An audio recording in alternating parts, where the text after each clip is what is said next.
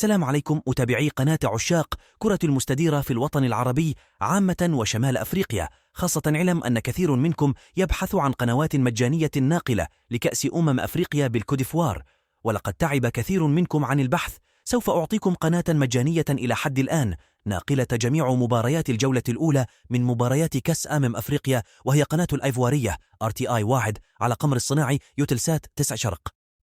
مع تعليق فرنسي سوف تستمتعون بمشاهدة المباريات على هذه القناة، أما القمر فهو قريب جدا من قمر أوروبي.